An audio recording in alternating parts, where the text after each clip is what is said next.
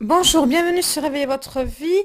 Je vous parle aujourd'hui d'entrepreneuriat sur la critique. Alors vous allez dire c'est facile de critiquer une entreprise, mais voilà, il y a plein de gens qui adorent ce club sportif, le club où je suis inscrite, et moi je j'arrête pas de critiquer et je voulais vous en faire part pour les entrepreneurs, etc., pour avoir un exemple, une référence.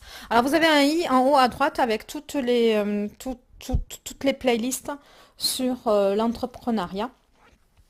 Voilà. Et regardez, écoutez, plutôt écoutez, hein, parce que c'est des audios sur Réveiller votre vie. C'est pas, on s'en fout hein, de regarder une personne, hein, voilà, pour savoir à quoi ressemble la personne. Enfin, moi, quand j'ouvre YouTube, j'écoute et je fais autre chose. Voilà. Alors là, où j'en étais, je parlais ouais, d'une critique d'une entreprise. Alors c'est une entreprise, c'est un club de sport. Alors déjà ce que je critique à la base, c'est que les clubs de sport, ils font rien pour avoir un peu de verdure à l'intérieur. Enfin, il y a des gens, alors ils prennent le métro, ils sont enfermés dans leur bureau. Et puis après, entre midi et deux, ils restent enfermés dans une salle de sport qui a même pas une ouverture, qui a même pas de quoi aérer. Alors déjà, quand vous rentrez là-dedans, quand c'est en hiver, il y a la transpiration des gens. Euh, et puis alors avec les maladies, tout ça, et puis la transpiration sur les machines et tout. Bon, même s'il y a des règles d'hygiène où on va avec sa serviette et puis où on doit essuyer, désinfecter son matériel, il y a quand même, voilà, vous respirez l'air voilà, un air étouffé. Voilà, il n'y a rien. Enfin, bon, moi, j'ai remarqué que ces salles de sport-là qu'ils ont ouvertes, il n'y a pas de baie vitrée pour ouvrir, il n'y a pas de plantes. Voilà, essayez de faire, si vous créez un jour une salle de sport, essayez même qu'elle soit ouverte vers l'extérieur. J'en ai vu une où il y a une sorte de tapis, ils ont fait une pelouse synthétique pour donner des cours à l'extérieur. Enfin voilà, bon après il y a autre chose aussi, c'est que ma salle de sport, elle a aucun retour client. C'est-à-dire que bon, moi par exemple, je suis mécontente, j'ai envie de me désinscrire. Et si je me désinscris, eh bien, ça fonctionne un peu comme une assurance, vous voyez? Parce que les salles de sport, de toute façon, elles fonctionnent comme une assurance. L'essentiel, c'est qu'il y a plein de gens qui s'inscrivent. Mais après, que les gens viennent ou viennent pas, presque que s'ils viennent pas, tant mieux, ça fera de la place pour les autres. C'est sur un principe de vous offrir, de vous offrir une prestation. Même si les coachs font beaucoup d'efforts pour être à votre écoute, etc., vous n'avez pas le retour client. Alors le retour client, c'est-à-dire que bon, mais moi si je me désinscris, j'aurais trouvé normal et logique qu'il y ait une remarque. Avez-vous des remarques à faire? Pourquoi vous vous désinscrivez? Pour qu'on puisse, quand on se désinscrit, enfin moi je gère ce truc, je serai là en train de dire, bon mais tiens, je vais analyser les désinscriptions par rapport à quoi les gens se sont désinscrits pour améliorer mon service. Eh ben non, il n'y a pas ça. Alors moi ça m'a choqué quoi. J'étais là, bon, ah bon là il faut juste, ben voilà, c'est vraiment comme une assurance quoi, hein. L'essentiel c'est qu'il y ait du monde, que ça circule. Et puis même s'il y a beaucoup de turnover, les gens viennent, viennent pas. Voilà, quand je dis comme une assurance, c'est que presque, voilà, une assurance, ce qu'elle veut, c'est que vous signez, et puis pour au minimum un an, que vous signez, autant que vous avez signé, après que vous venez pas, voilà. Enfin, voilà, enfin, moi j'ai été choquée qu'il n'y ait pas un retour client de ce côté-là. Après, il n'y a jamais un retour client au niveau, un retour client, c'est-à-dire faire un questionnaire. Comment vous avez trouvé l'animation? Parce que de temps en temps, ils font des animations. Comment avez-vous trouvé l'animation qu'on vous a proposée? Euh, mais même vous faites des QCM, quoi. Vous envoyez un mail avec des QCM, oui, non, peut-être. Enfin, même, je ne sais pas comment. Quand je dis un QCM, c'est qu'il faut qu'il y ait plusieurs questions.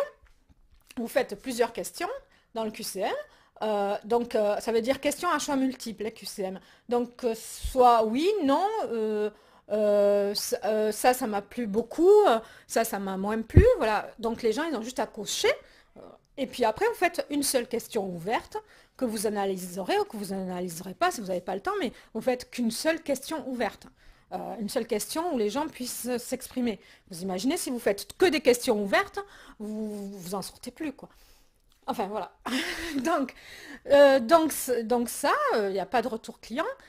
Autre chose de cette salle, bon, il n'y a pas d'humour. Alors, c'est-à-dire que sur Facebook, ça se prend vachement au sérieux.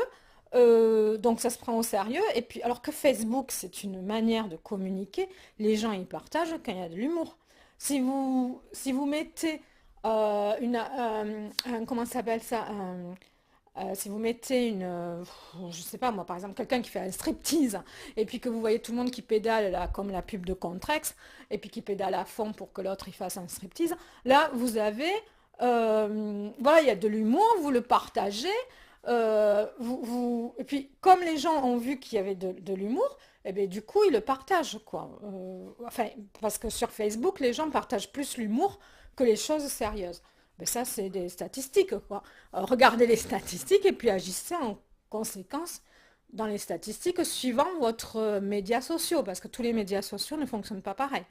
Ensuite, voilà, quand vous partagez, parce que je vois des gens qui partagent des photos, une prestation de service pour faire de la manicure ou quoi, elles partagent, regardez cette couleur et tout ça, donc parce qu'il y a une esthéticienne, et je dis, mais si les gens ils partagent, les gens ils vont partager, mais il n'y a même pas un numéro de téléphone, il n'y a même pas les horaires ou des jours qu'elle est présente dans ce club. Enfin, essayez de faire quand vous faites une publicité, c'est pas juste, je fais un selfie et j'envoie. Vous faites une photo, vous allez sur traitement d'image, vous rajoutez votre nom d'entreprise, vous rajoutez votre numéro de téléphone, vous rajoutez la promo, etc. La dernière fois, cette esthéticienne, je lui ai dit comme ça, tu fais pas une promo pour la fête des mères ou c'était pour la Saint-Valentin aussi, tu fais pas un truc? Elle me dit oui, oui, je fais un truc. Et je dis, mais t'as pas tout un réseau au niveau téléphone en plus, tu peux pas envoyer un texto en disant de tel jour à tel jour je fais une promo quand tu fais une animation. Elle me fait, ouais, ouais, je vais le faire. Mais j'ai jamais reçu un texto. Enfin, il faut pas bombarder de textos non plus. Mais vous avez une mail list, vous créez surtout une mail list de clients. Quand vous avez des clients, vous essayez au maximum de prendre leur mail si vous voulez vous les bombardez pas de mails, mais quand vous faites une promotion ou une animation, vous l'utilisez. Vous avez des numéros de téléphone de vos clientes, mais vous essayez de faire une promotion, enfin quand vous faites une promotion ponctuelle, quand vous en faites 3 ou 4 par an, vous bombardez de textes, enfin vous faites un texto que vous envoyez à tout le monde en groupé. Voilà, vous faites bien attention à votre texto, qui est toutes les données avec vous rappelez même le numéro de téléphone dans le texto, même, et puis votre prénom et votre nom d'entreprise, même si vous vous dites, mais non, mais elle a déjà mon numéro, mais non, mais faites-le quand même, vous mettez le numéro de fixe, enfin voilà. Bon, mais écoutez, je m'énerve, mais bon, voilà, c'était juste pour vous dire ça. Qu'est-ce que je voulais dire d'autre sur cette salle de sport? Eh bien, donc l'ouverture à l'extérieur, parce que j'ai même pas pris de notes là. L'ouverture à l'extérieur, les publicités, le Facebook, et puis aussi quand vous filmez quelqu'un, prenez pas un selfie. Vous faites pas un selfie avec un iPhone, même si vous filmez des coachs, vous prenez une caméra, vous prenez 1 heure pour faire un montage vidéo, vous faites pas ça comme si vous étiez un client et que vous mettez en ligne, quoi. Vous faites un peu un effort d'avoir une caméra et d'avoir une bonne qualité d'image et de son. Voilà, parce qu'il y a le son déplorable, voilà. Et après, entre parenthèses, alors ce que je supporte pas, qui n'a rien à voir avec une salle de sport, ce sont les musiciens. Le nombre de musiciens qui se filment, et puis je leur dis, hein, ils se filment avec une caméra. Alors, enfin, ouais, parce qu'il y en a qui filment quand même avec une caméra, ils font l'effort. Ils filment avec une caméra, ils mettent ça sur leur site. Alors ils ont un site, ils mettent ça sur leur site. Et puis, c'est quand même des musiciens. Et la qualité de son est déplorable.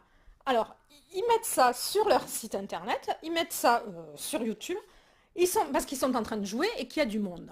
Il me dit oui, mais là, comme ça, on voit qu'il y a du monde, donc on voit qu'il y a du monde, donc le café ou le bar ou l'endroit de la prestation de service va nous contacter. Et bien moi, je suis désolée, moi, je gère des musiciens, j'entends un son pourri, je les contacte pas, quoi. Je leur dis pas, ah oui, mais j'organise un festival, vous avez qu'à venir. Non. Quand vous êtes musicien, vous faites tout simplement une jolie photo. Il vaut mieux faire une jolie photo du groupe, parce que vous avez besoin d'avoir quand même un média, une belle photo, quoi. Une photo prise avec soit un copain qui vous fait avec un bon appareil photo une photo avec une luminosité bien. Vous prenez la photo du groupe, vous mettez le nom du groupe, le contact ou un mail, je sais pas. Vous mettez ça en image et puis vous mettez du son et du bon son. Vous vous débrouillez pour enregistrer avec un zoom machin. Mais vous mettez pas une vidéo de vous, vous vendez de la musique. Enfin, je sais pas, vous vendez quand même du son, vous vendez une qualité de son. Alors déjà que les appareils, ils détruisent la qualité de son, enfin, parce que si vous écoutez sur un iPhone ou sur un, enfin, ça dépend des appareils, parce que des fois j'ai été très surprise, mais moi je vois des musiciens qui écoutent euh, de la musique, euh, qui écoutent de la musique que je leur envoie sur un ordinateur et il y a des baffles déplorables. Donc au moins, oui, et pire, des fois il n'y a pas de baffle. Donc, donc si vous êtes musicien, mais vous vous débrouillez déjà pour donner une qualité de son de base, pour pouvoir avoir une meilleure qualité de son quand on va vous lire, quoi. Voilà. Parce que si déjà vous enregistrez avec une qualité médiocre, les gens ils vont ouvrir avec leur ordinateur portable ou leur tablette qui déforme en plus les ondes, enfin les fréquences, laissez tomber, quoi. Bon, mais voilà, c'était Réveiller votre vie. Celui-là, il est grand. Je vous laisse en lien, enfin, il est long. Je vous laisse en lien en bas dans le descriptif un e-book que j'ai écrit euh, sur l'entrepreneuriat. Donc voilà, vous avez le lien en bas en appuyant sur plus sur le descriptif de la vidéo YouTube. Il faut aller sur YouTube et cliquer en bas sur plus et vous aurez beaucoup plus de conseils. Sinon, si vous voulez encore des conseils gratuits, vous avez en haut à droite un i où je vous donne des conseils. euh, avec plusieurs audios de Réveiller votre vie. Merci de mettre un j'aime. À bientôt sur Réveiller votre vie. Et ayez la foi pour construire ce que vous avez envie de construire. Au revoir.